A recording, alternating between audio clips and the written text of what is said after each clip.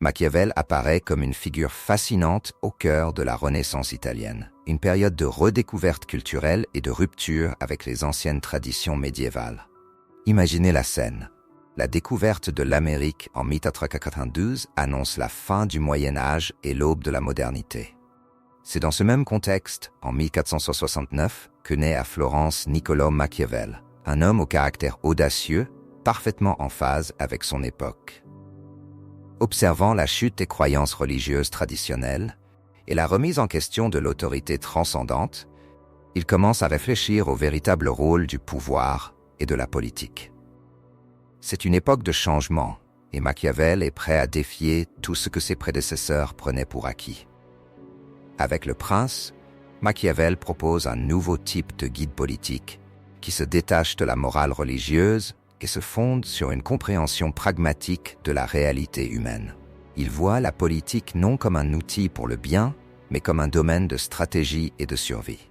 En ce sens, la Renaissance constitue un cadre parfait pour son œuvre, une période de renouveau où même la moralité appliquée aux dirigeants peut être repensée. C'est intéressant d'imaginer comment la pensée de Machiavel pourrait se développer aujourd'hui, à l'ère des réseaux sociaux et de la surveillance constante, où l'image et le pouvoir restent cruciaux. Derrière la naissance de Le Prince, il y a aussi une Europe en pleine transformation. Machiavel est témoin du déclin d'une Italie fragmentée et de la montée en puissance de nouvelles nations. Il comprend que le pouvoir ne repose pas sur de simples idéaux. Pour lui, c'est une question de stratégie et d'adaptation. Voilà la clé de sa pensée. Les grands leaders sont ceux qui savent utiliser leurs ressources, manipuler les situations et même jongler avec la fortune, ou fortuna, pour atteindre et maintenir le pouvoir. Ici commence à se dessiner une nouvelle philosophie, où le réalisme politique surpasse les idéalisations, un mouvement que Machiavel développera dans ce qui va suivre. Machiavel a révolutionné la pensée politique en redéfinissant le rôle de la moralité dans le pouvoir. Au lieu de guider le dirigeant vers le bien commun, il oriente la politique vers le but ultime de conquérir et de maintenir le pouvoir. Pour lui, le pouvoir n'est pas un moyen d'atteindre des idéaux, mais une fin en soi, essentielle à la liberté du gouvernant. Il propose une politique qui n'a pas peur de s'opposer à la morale religieuse, brisant ainsi la tradition qui veut que la vertu et le pouvoir aillent de pair. En somme, il suggère que la quête du pouvoir peut, et même doit, dépasser toute barrière morale. Cette rupture avec le moralisme ouvre la porte à une vision du pouvoir plus pragmatique. Machiavel voit le monde tel qu'il est, plein d'ambition et de jeux d'intérêts. Il défie la vision traditionnelle du dirigeant comme un modèle de sainteté et d'éthique. Au contraire, ce qu'il propose est une politique qui s'anime grâce à la liberté que le pouvoir donne pour agir. Pour lui, le gouvernant idéaliste perd rapidement le contrôle face à la réalité des conflits et des intérêts en jeu. La leçon est claire. Un leader doit avoir les pieds sur terre et comprendre que sans pouvoir, il n'a pas la liberté de gouverner vraiment. Prenons un exemple concret. Au cours de l'histoire, de nombreux dirigeants ont dû prendre des décisions qui, sous l'angle de la morale stricte, pourraient sembler discutables. Dans le monde moderne, des décisions de guerre, le contrôle des médias ou des alliances politiques surprenantes trouvent souvent leurs racines dans la philosophie de Machiavel, où le pouvoir doit passer avant les considérations morales. Pour Machiavel, la victoire du dirigeant est primordiale, car c'est elle qui apporte la stabilité au peuple et assure le contrôle sur la nation. Et, bien que la moralité puisse inspirer, il savait que la politique pratique demande une compréhension profonde du pouvoir. C'est cette vision pragmatique qui commence à révéler la vraie nature humaine. Pour Machiavel, la nature humaine est loin d'être idéalisée. Il ne voit pas les gens comme des êtres naturellement orientés vers le bien commun, mais plutôt comme motivés par l'intérêt personnel. À ses yeux, espérer que les individus agissent avec honneur ou se sacrifient pour le collectif est au mieux naïf. Pour lui, les humains sont animés par des désirs égoïstes et cherchent avant tout à assurer leurs propres avantages. En gardant cela à l'esprit, le dirigeant doit supposer que, en cherchant à conquérir ou à maintenir le pouvoir, il ne pourra pas toujours compter sur l'honnêteté et la vertu de tous. Il doit au contraire anticiper et s'adapter aux faiblesses et aux ambitions des autres pour garder l'avantage. La vision réaliste de Machiavel sur la nature humaine explique aussi pourquoi il valorise moins les vertus traditionnelles. Il voit la moralité, l'honneur et le sacrifice comme des éléments qui peuvent être utiles, mais pas comme des fins en soi. À ses yeux, ces vertus deviennent simplement des outils manipulables au nom du pouvoir. Ainsi, le politicien qui comprend la nature humaine telle qu'elle est vraiment, sans illusion, acquiert une forme de vertu plus adaptée au monde réel, une capacité à percevoir quand utiliser la ruse et quand la force est nécessaire. Pour lui, une confiance aveugle dans la loyauté des autres peut être la chute de n'importe quel leader. Cela peut sembler dur, mais pensez aux nombreuses fois où, dans la vie quotidienne, les gens agissent par intérêt personnel. Machiavel pressentait que le monde est rempli d'individus qui, même en paraissant engagés, poursuivent souvent leurs propres objectifs. Il conseille donc aux dirigeants de ne pas attendre d'altruisme des autres, mais de comprendre que le pouvoir exige une vision claire et une lecture précise du comportement humain. Ainsi, le prince ou tout leader qui comprend cette perspective politique doit être pragmatique et utiliser la réalité telle qu'elle est pour garder fermement le pouvoir, sachant que la nature humaine est rarement idéaliste. Pour Machiavel, le pouvoir est l'essence même de la politique, le véritable objectif à conquérir et à maintenir, quel qu'en soit le coût. Il soutient qu'un dirigeant, pour être efficace, doit comprendre que le pouvoir n'est pas seulement un moyen, mais la finalité elle-même. En ce sens, le pouvoir est un outil qui donne au gouvernant la liberté d'agir et d'imposer sa volonté. Machiavel croit que la force du pouvoir réside dans la capacité du leader à garantir son autorité et sa stabilité, même si cela nécessite des mesures qui vont à l'encontre des normes morales traditionnelles. Après tout, sans contrôle, aucun gouvernant ne peut véritablement diriger, et le pouvoir est la clé pour rester au sommet. L'un des concepts les plus fascinants de la philosophie de Machiavel est la métaphore de la fortuna et de la virtu. Pour lui, la fortuna, ou chance, est une force capricieuse, une sorte d'entité instable qui distribue les opportunités et les défis de manière imprévisible. Cependant, Machiavel affirme que le dirigeant qui possède la virtu, c'est-à-dire l'audace et le courage, peut dompter la fortuna. Il voit la virtu comme une capacité d'adaptation et d'action rapide, des qualités indispensables pour saisir les moments de chance et contourner les obstacles. Ici, Machiavel nous apprend que le pouvoir ne doit pas se soumettre à la chance, mais agir dessus avec audace et maîtrise, façonnant ainsi son propre destin. Pensez à l'application de cette philosophie dans une situation concrète. Une entreprise en crise économique peut dépendre de la chance pour ne pas faire faillite, mais le leader qui agit avec vertu, en prenant des décisions audacieuses et innovantes, augmente ses chances de surmonter la crise. Cette pensée de Machiavel sur le pouvoir nous rappelle que les leaders qui attendent passivement, en se fiant à la chance, finissent souvent par perdre des opportunités de succès. Le pouvoir, selon lui, doit être affirmé, adaptable et toujours en quête de se consolider. Pour conquérir et garder cette force, la vertu devient indispensable. Un guide pour gérer l'instabilité de la fortuna et maîtriser les circonstances avec intelligence et énergie. Machiavel définit la vertu d'une manière qui va au-delà du concept de vertu morale. Pour lui, la vertu représente la force intérieure et la capacité d'agir avec audace, sans illusion ni barrière morale stricte. Un dirigeant vertueux, aux yeux de Machiavel, est celui qui a le talent de s'adapter rapidement aux circonstances et d'utiliser la ruse pour surmonter les défis. Cette capacité d'agir et de réagir définit le succès d'un leader dans les moments décisifs. Machiavel nous montre qu'un dirigeant efficace ne s'attache pas à des valeurs fixes, mais saisit les opportunités qui se présentent et sait les exploiter avec énergie et intelligence. Un exemple concret de vertu se retrouve dans des figures historiques comme Jules César, qui en franchissant le Rubicon a pris une décision stratégique et risquée, défiant les normes de son époque pour conquérir le pouvoir. Ce type d'action, qui exige du courage et une compréhension profonde de la réalité, est ce que Machiavel valorise chez un dirigeant. Il considère la vertu comme une qualité essentielle au succès, car le leader qui la possède ne recule pas devant l'incertitude, mais transforme les risques en tremplin vers le pouvoir. Cette vertu, pour Machiavel, est un moteur de transformation, capable de surpasser les limites du destin ou de la chance. La vertu machiavélienne devient donc une philosophie pratique pour ceux qui aspirent à la direction et à l'influence, même dans des environnements difficiles. Dans notre vie quotidienne, cela peut se traduire par une capacité d'adaptation au marché du travail, où la flexibilité et la prise de décision rapide garantissent souvent le succès.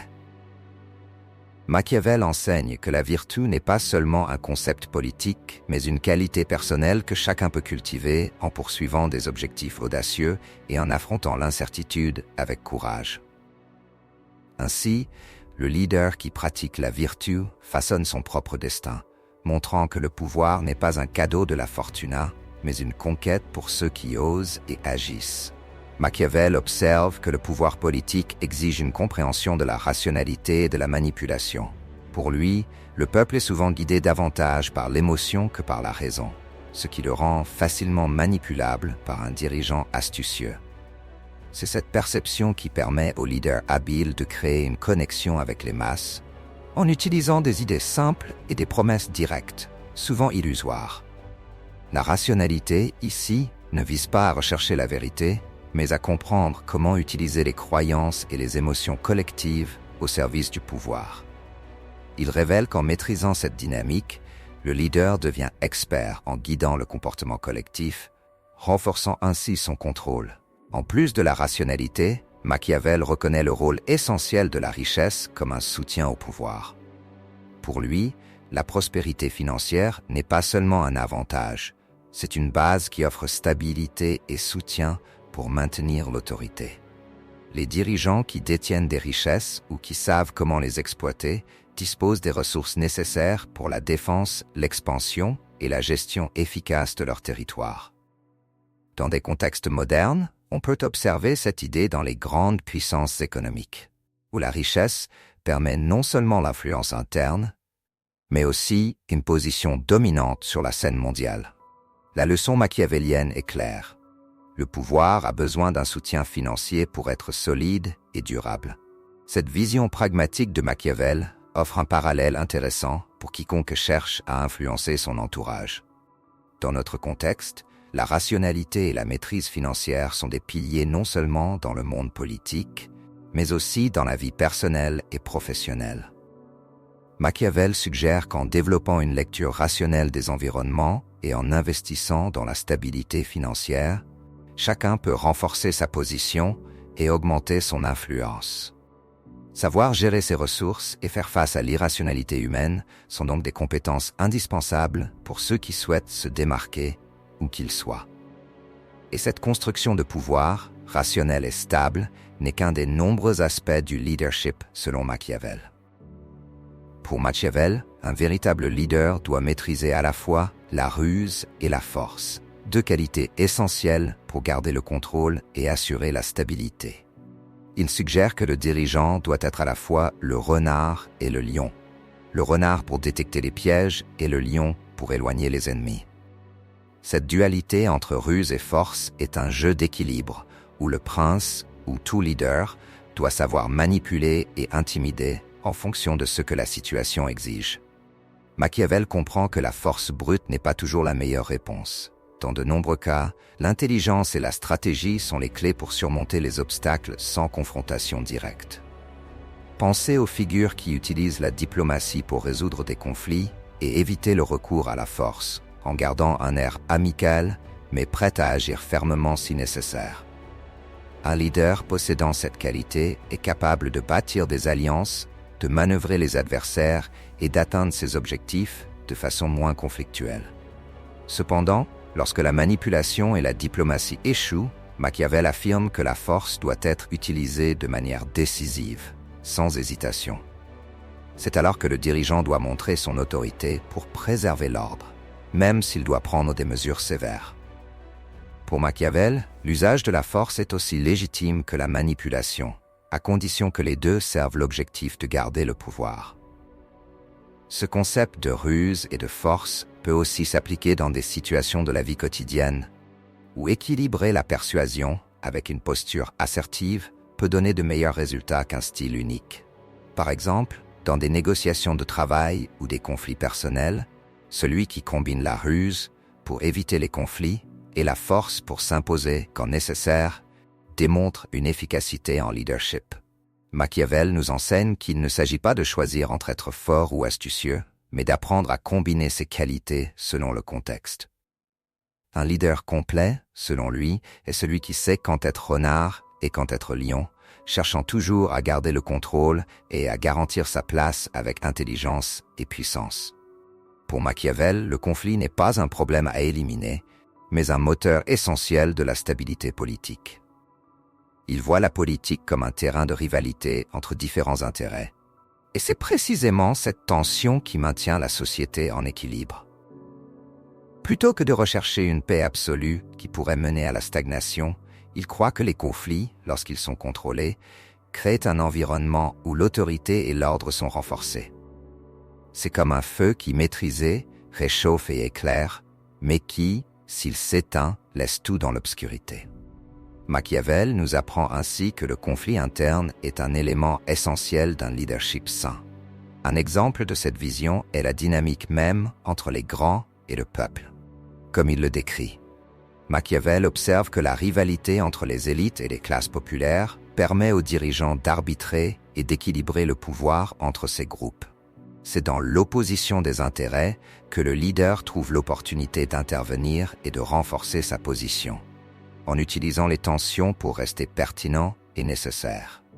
Cette leçon machiavélienne nous rappelle que même dans des situations personnelles ou professionnelles, des conflits bien gérés peuvent être une source de croissance et de renouveau. Loin d'être des menaces, les défis peuvent faire d'un leader une figure plus respectée et efficace. Machiavel est clair. Sans le conflit, la politique perd son dynamisme et le leadership son essence. Aujourd'hui, on voit cela dans diverses organisations, où les leaders qui savent gérer les rivalités internes et encourager une compétition saine créent des environnements plus innovants et résilients. En ne fuyant pas les conflits, mais en les maîtrisant, le leader montre qu'il sait utiliser les rivalités pour renforcer sa position et promouvoir la stabilité. Cet équilibre entre maintenir l'ordre et accepter le conflit est ce que Machiavel propose comme le véritable moteur d'un leadership solide, où la stabilité est nourrie et non affaiblie par la confrontation des intérêts. Machiavel valorise profondément le rôle de l'opportunité et de la lutte dans la conquête du pouvoir. Pour lui, les moments opportuns, lorsqu'ils sont bien exploités, peuvent transformer même les plus défavorisés en leaders, à condition qu'ils aient le courage d'agir. Machiavel affirme que les opprimés, en reconnaissant la bonne opportunité, doivent lutter stratégiquement pour leurs droits. Il ne voit pas la lutte comme une simple résistance, mais comme un processus actif de conquête, où le pouvoir est arraché et non cédé. Avec cette philosophie, il inspire ceux qui, même en position inférieure, cherchent à changer leur destin avec audace et planification. Pour le peuple, Machiavel réserve un conseil pratique et provocateur. Utiliser la ruse et l'audace pour transformer l'adversité en une force stratégique. Il croit que la lutte ne doit pas être guidée par des impulsions aveugles, mais par une compréhension claire que l'opportunité peut être rare et doit être exploitée au moment opportun. Comme un général qui attend le moment parfait pour lancer une attaque, l'individu qui veut s'élever doit savoir quand agir, utiliser ses ressources et ne pas laisser passer le bon moment. Dans la vision de Machiavel, la lutte intelligente est ce qui distingue le vainqueur du perdant et non la simple volonté de gagner. Cette idée peut s'appliquer dans de nombreux aspects de la vie. Quand quelqu'un cherche une promotion ou affronte une situation difficile, Machiavel suggère d'observer le contexte et d'agir intelligemment au bon moment.